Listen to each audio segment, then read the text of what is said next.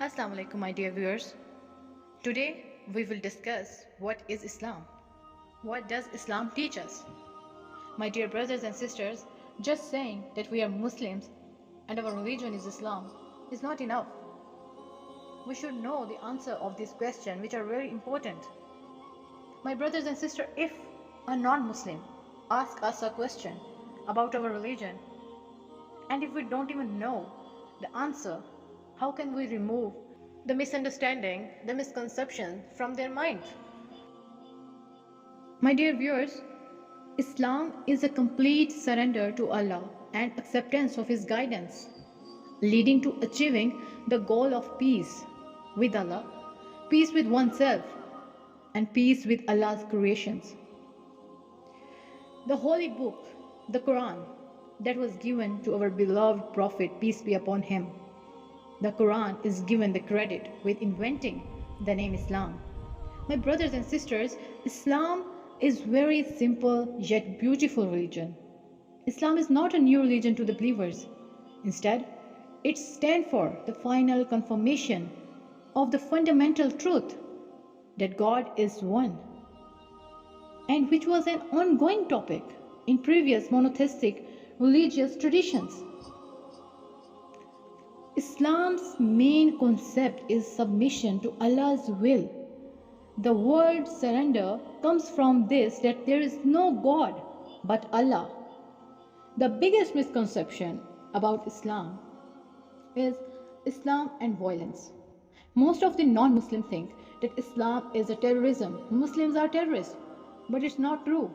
Allah said in Quran, do not take another life of a human being which God made precious, and whoever kills a person is regarded as a killer of all mankind. My dear brothers and sisters, the biggest misconception in people's mind is about jihad.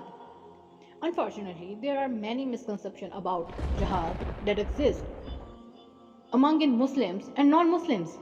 That's why some anti-Islamic people have built it up and made jihad look very, very bad. My dear brothers and sisters, know that jihad is a very important part of Islam.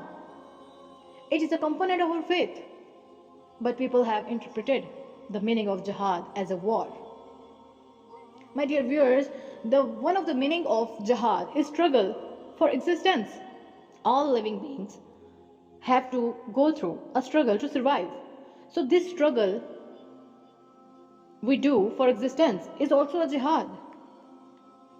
If a believer does this struggle, then he does it according to the command of Allah. And the most basic jihad a moment did is jihad for his rights.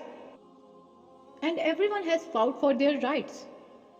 Whether they are Muslims or Christians or Hindus, look up at history and see everyone has fought for their rights. Fighting for their rights is also a jihad.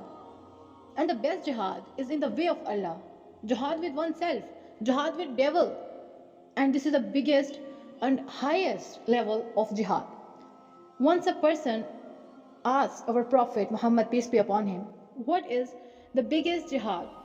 So he said, highest jihad is to fight with oneself. Make it subservient to Allah. Fighting with devil, fighting against the evil is also a jihad. Quran said, fighting for the sake of Allah, who fight with you, but do not transgress. Indeed, Allah does not transgressor. It is true that there is some individuals or groups may misuse the concept of jihad for their personal and political agendas. Another misconception that is found not only among non-Muslims but also some of our Muslim sisters. They think that Islam made prison for them. But it's not true, my sisters. The rights that given by Islam to a woman are hardly given by any other religion. No one has given the status that Islam has given to the woman. Remember, before Islam, girls were buried alive as soon as they born. But Islam gave them their position. If a woman is a mother, then paradise is under her feet. If she is a daughter, then she is a mercy of Allah for her parents.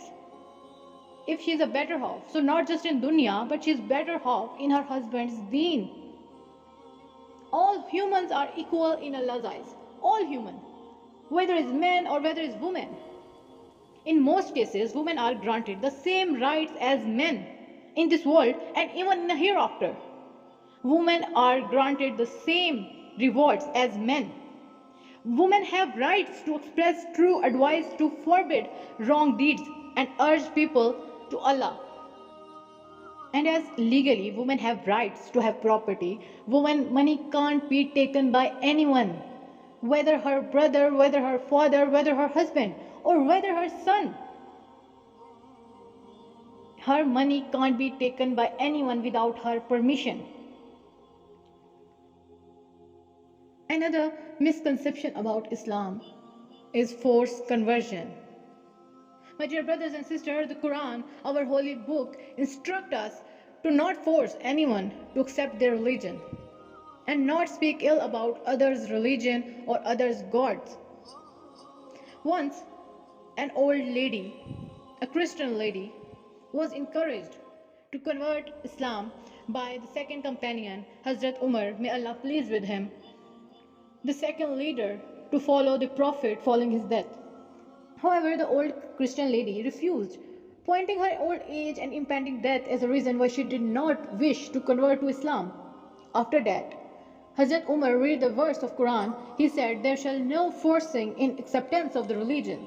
And despite his position as a leader, did not pressure her or force her to convert Islam. And my brothers and sisters, Allah guide who He will. So my dear viewers, our today's lecture ends here. And thank you for joining us. If you have any questions or topics you'd like us to cover, please share them in comment section and don't forget to like, share and subscribe. Until next time, may Allah all bless you.